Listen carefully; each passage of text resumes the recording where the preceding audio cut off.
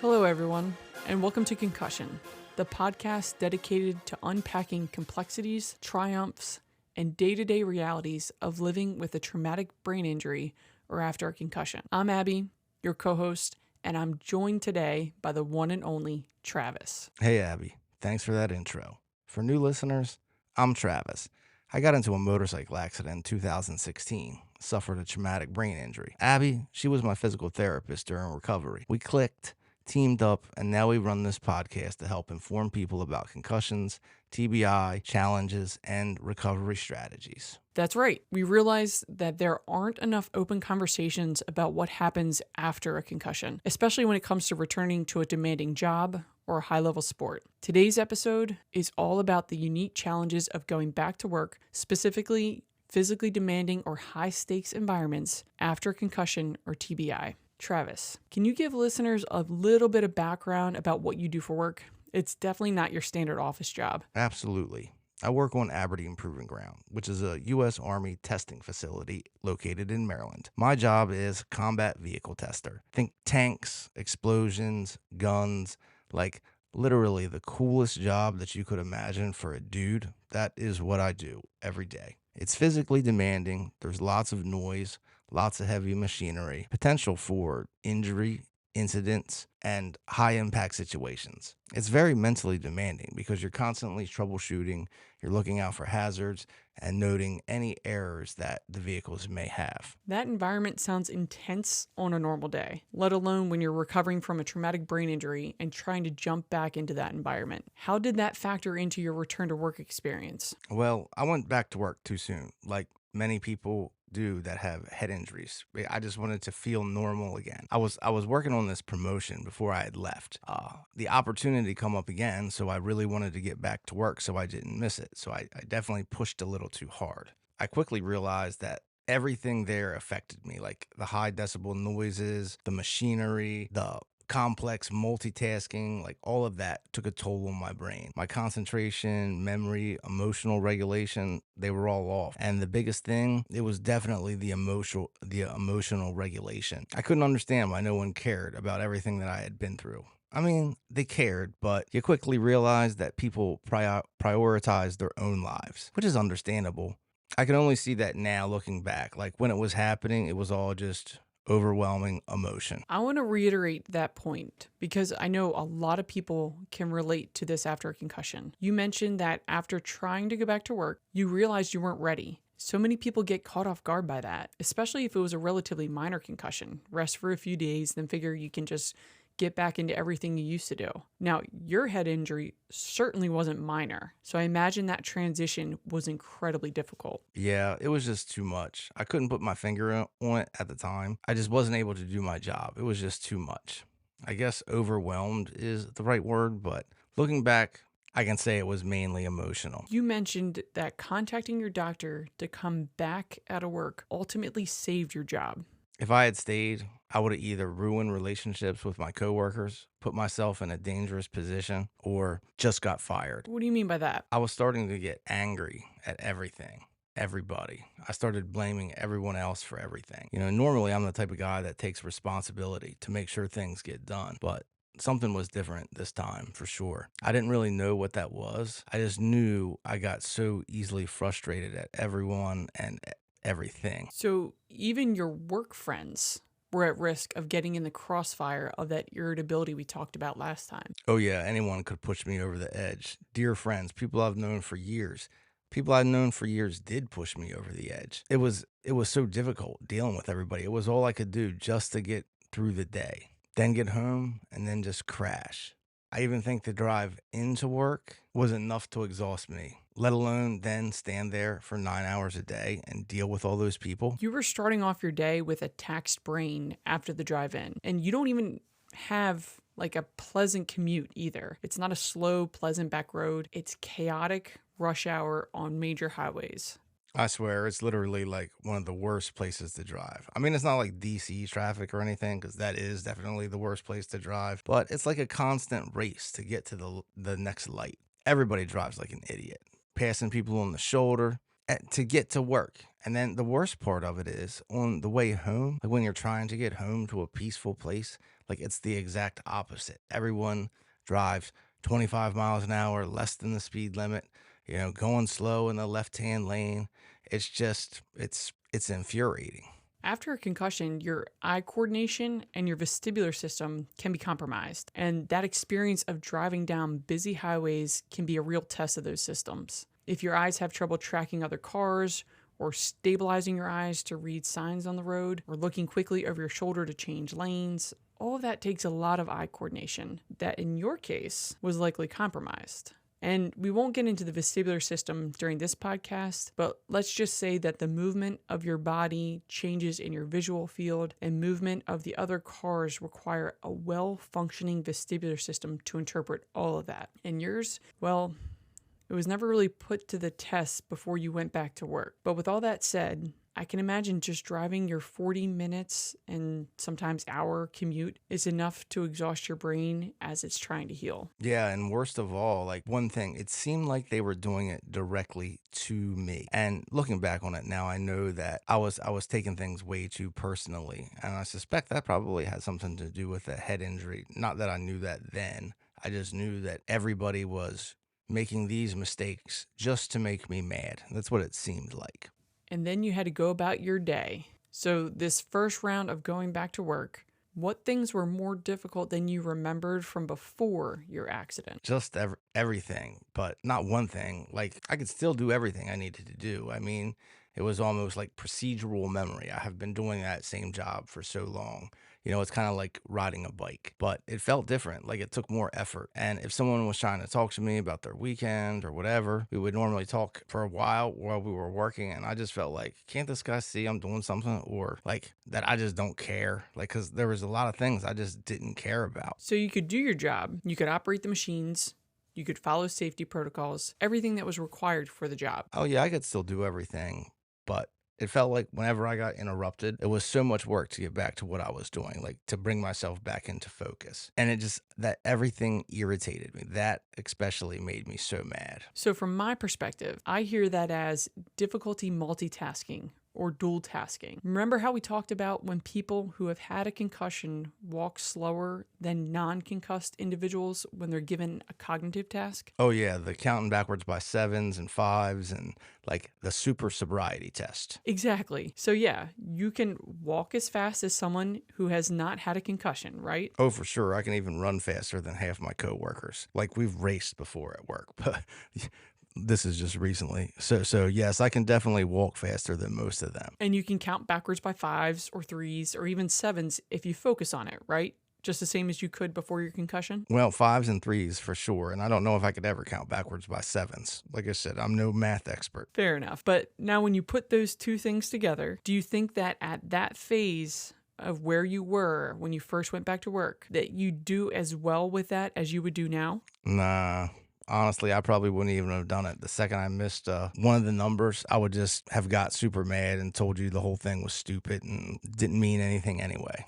And what you were experiencing at work, doing your normal tasks, your brain can do that just fine. But when someone wanted to have an unrelated conversation or interrupt you or go help them with a different task or stop you to talk about something that isn't happening until next week, it was just frustrating to you. Oh yeah, for sure. I can hear it like that now, but like at the time, I just felt everyone was trying to disturb me about stupid stuff that didn't make any difference. I guess I could only do one thing at a time if I wanted to do it really well. The biggest thing was I just stopped caring. Like everything was flat and everything made me so angry, especially when somebody would come up and try to explain something that was happening next week, because the likelihood of that thing happening next week is 50-50. The things are so unpredictable in jobs like that. What you have predicted for next week probably won't happen. It changes every 5 seconds.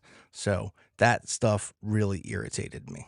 And then it would take me forever to get back on task. And you've mentioned before how the physical nature of your job also adds safety concerns, right? Oh yes, huge safety concerns. I mean, if I'm mentally foggy or my reaction time is slowed, I could easily make a mistake that put me or my coworkers in danger. I mean, combat vehicle testing isn't a place where you can zone out or lose track of what you're doing. I mean, literally, we are testing vehicles that are designed to kill people. So that's just high stakes all around. Let's talk about the specific challenges you faced beyond just what you'd expect on the surface. What else made that transition tough? One big thing was fatigue. Physical tasks like climbing up on vehicles or handling equipment, like it just wore me out faster than before. Another was like spatial awareness. Where's my body in relation to my everything else? I kind of felt off balance at times, which, that's definitely not ideal when you're working on top of heavy tanks and machinery. I think like the crystals in my ears got knocked out of alignment or something. So like every time I stood up, like the room started spinning. And then there's the mental processing part, like analyzing data, entering test results, making sure everything got recorded, and coordinating with colleagues, complex test procedures. I mean, it felt like running a marathon, and that really started to take its toll physically and emotionally. I mean, and that is ultimately what caused me to have to leave work again. I mean, I thought I was ready. I went back, lasted a month, and then I had to leave again. I had to. I was snapping on coworkers, too stressed to handle it. Like, I just needed more time, but I never wanted to admit that. I mean, I know not everyone has that option, but if you do, you should definitely take advantage of it. Did you ever worry about re injuring yourself or making your symptoms worse by pushing too hard? At the time, the concussion left me with headaches that got worse if I was around loud engines for too long or guns going off. Those explosions are really loud, super high decibel. My eyes would hurt because of the sun. I had to wear sunglasses all the time, even like in the dim morning light. And then headlights from cars that were, opposing traffic. That was terrible. Like they were blinding. And then a constant fear that a small mistake could escalate. It was very, very, very stressful. I'm sure that stress alone can exacerbate concussion symptoms like irritability, anxiety, and difficulty focusing. Now, I want to introduce some questions that medical staff or students studying concussions might have. As a physical therapist, I often get asked about the long-term neurological effects for someone in a high-risk, potentially demanding job is like. Travis, can you share any insight on that? Oh, yeah, sure. Like, I think one of the big things is cumulative damage. Like, things add up. If you're exposed to like repeated jolts or vibrations or even minor head impacts, like it can slow recovery or, in the worst case, lead to more severe issues. Since my job involves in testing vehicles on like rough terrain, like lots of explosions, there's always this like jarring motion or this concussion. Like when a 120 millimeter round goes off and you're standing right behind it, like that's a huge concussion. And over time, I think that they can certainly increase symptoms. I mean, I'm not 100% sure about that,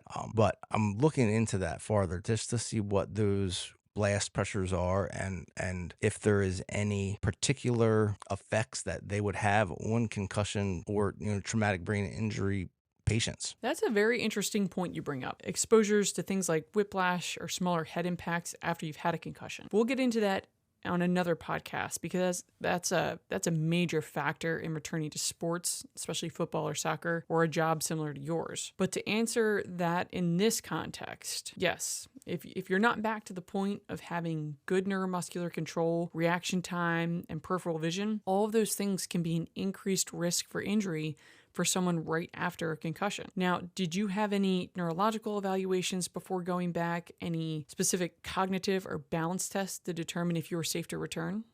I did some basic neurocognitive tests like remember these three numbers or draw a clock or list some presidents and basic balance evaluation before I had to have that stuff before I went back, before I was fully cleared. However, in retrospect, I might have pushed through some of those tests without being fully honest about my symptoms because I wanted to get back for that promotion. So I'm going to say what I got to say to get back. There's always that pressure to return and prove you're fine. Sometimes that definitely makes you pad your symptoms, even to your doctor.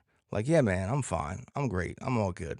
let's do it. When in actuality, you're like, sheesh, man, I hope I can do this. That's a good point you brought up. A lot of times there's incentive to kind of disguise your symptoms so that way if you're out of work and let's say you don't have that short-term disability benefit and you really need to just get back to being a provider, there's a lot of times folks won't be as transparent as they ought to be about what they're experiencing with those tests. But those assessments are crucial for medical professionals to accurately gauge readiness, but the assessment has to fit the environment you're actually going back into. And it sounds like your test might have been too easy compared to what you actually had to endure at work. Now, let's pivot to family members' concerns. I get a lot of questions about how loved ones can best support someone with a head injury, especially when their job is risky or they're going back to a sport where the expectation is to perform at a high level to be eligible for something like a scholarship or recruitment to a team. Any thoughts on that, Travis? Oh, yeah, family. Like, they can be super helpful by noticing changes in your behavior, mood, energy levels, stuff you might overlook yourself. Like my wife would sometimes say, "Wow, you seem really tired," or "You look really tired," or "You seem more snappy, you seem more irritated." My wife would even mention like physical aspects that definitely couldn't notice. Like my right eye would start to droop a little bit the more tired I got. And the more tired, the further it would droop. I think that's been a thing like my whole life, but it's more pronounced after my accident, which is kind of weird.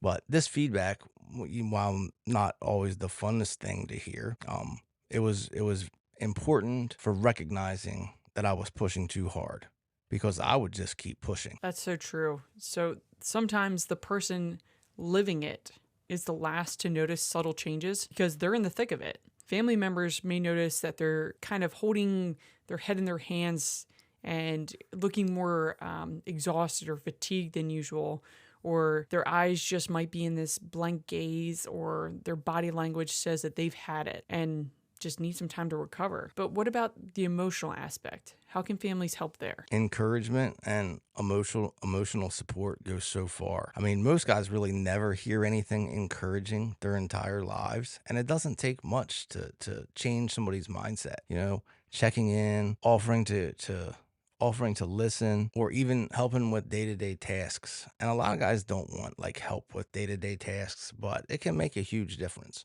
And then one of the best things family members can do is be patient. When I had mood swings or got frustrated, that is really what I needed. You know, it's not just about physical recovery, but it's about mental and emotional well-being too. And I'm sure I caused plenty of emotional trauma myself with just outbursts and just anger that they could easily see. But that's not something I'm aware of. That's not something you're aware of in the heat of the moment. Right. And traumatic brain injuries and concussions can affect the whole person, physically, cognitively, and emotionally, like you mentioned. One major topic listeners often ask about is FMLA and disability options. Travis, did you explore any of those avenues? I did. I was able to take FMLA, and I think anybody's allowed to take that. Like, that's a federal law, and it allows you up to 12 weeks of unpaid vacation time, basically, to recover. The employer essentially has to hold your job for 12 weeks. My union contract that I had was quite a bit longer than 12 weeks. It protected me for up to 1 year. And, that was a blessing for sure. And something that if you have a union, you may want to look into something like that just in case, or verify what your union has in place. That's a great point. Now, what about accommodations like modified schedules, reduced exposure to loud environments, or temporary reassignments? Same way an athlete goes through a return to play protocol with slow additions of demands. Did you request that in any way? I tried, but they wanted me to be 100% capable of all work-related tasks. And I mean, I thought I was, but I definitely wasn't. I pushed too hard and just to get back to work. Oftentimes, employers or supervisors don't know you need these accommodations unless you communicate it. And even when you do, the most common thing I hear about on the clinical side is a patient will tell me that they have to be 100% to go back, no accommodations. So that really puts pressure on you to be ready as soon as possible for all the demands of your job before you go back. We've mentioned this story before, Jalen Hurts, the NFL quarterback. Let's revisit that and tie it into what we've been talking about. Right. Yeah. Jalen Hurts had a mild concussion. came back to the field too soon, and was off his game, missing passes, slower decision making. The next week, after he had a chance to address and work through the consequences of his concussion, he came back looking like his normal self. Quick, accurate, making passes. It's a clear illustration that whether you're a high-performance athlete, a combat vehicle tester, or just a busy parent, trying too much before you address the challenges that come with a concussion, that's only going to delay your recovery. But if you take the time you need, if you give yourself the proper amount of time with the right resources to rehab what you need to rehab, you can do anything. You can even win a Super Bowl, metaphorically speaking. Absolutely. It's about giving your brain the time and the right exposure to rewiring that it needs to heal so you can come back stronger and be ready for the demands of what you're facing. It's a lesson that translates to nearly any demanding sport, activity, or job. Now, I keep mentioning the right exposure for your brain, or addressing the challenges that come with a concussion. And that's the majority of what we do in the setting of physical therapy for an injury like yours. We work on concentration, dual tasking, physical exertion, high-level balance, vestibular rehab, ocular motor training. Now, when you were with me in physical therapy, did you get any of that? Not that I can remember. I don't think so. You didn't get anything like that. You got your ankle stretched. Right, nothing that challenged my brain. And as a reminder to the listeners, I was his physical therapist and outpatient. I'm the one that failed him. But my ankles felt really good. Like, we stretched them out, and I remember you put some like bands on my legs and had me like open my knees and kind of walk around. But we did do that, but this was a pivotal time in my professional development. At the time, I just did what I was told, kind of ushered through the professional process of read what the doctor puts on the script and do what it says. Abide by the limitations of the insurance company and just move it right along. Yeah, that gets into like a whole philosophical thing that I've read about, just doing your job, which is normal, that's normal to do. But in fields like that, the insurance, they dictate so much. They decided when I'm done with rehab, all the phases of it. They decided when I was done at the hospital. They decided when I was ready to leave rehab and when I was ready to go back to work and how many outpatient visits I could have. They decided everything. It's a unique experience that we're reliving all of this together. You're reflecting on what you had to overcome, and I'm reflecting on what I had the chance to address for you and didn't. I didn't talk to you about your head injury and how it could be influencing your balance, your coordination, your concentration, how you're functioning every day. I didn't get a hold of your doctor and say, hey, I think this guy could benefit from a more specialized rehab experience to address his head impact. I didn't do any of that. I didn't get you to a concussion specialist.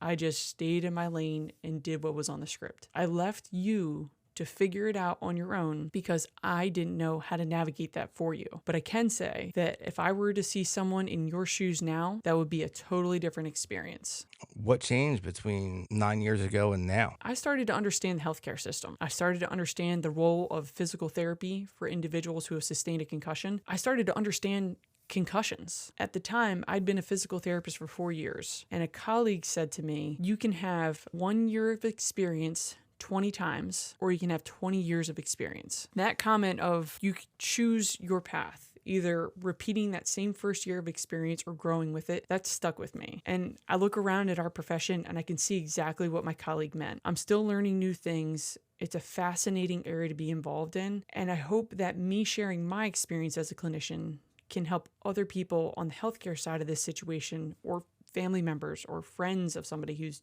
sustained a concussion, can now recognize if someone is having difficulty afterwards, that they can start to identify what that may look like and what can be done. Yeah, for sure. And there's a lot of things to understand about concussions. Thank you again for being so willing to discuss this all so openly and continuing on this journey of recovery for our listeners. And next time we should dig into that. What could have happened differently for me and for you. We'll catch you guys next week. Thanks a lot. Thanks again for tuning in to Concussion. If you found this episode helpful, be sure to follow us and share it with someone you may think will find it useful. You can catch us on Spotify, YouTube, or wherever you get your podcasts.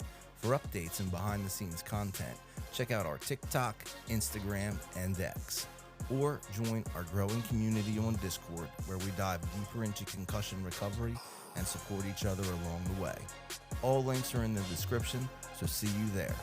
And until next time, keep your head in the game and keep it protected.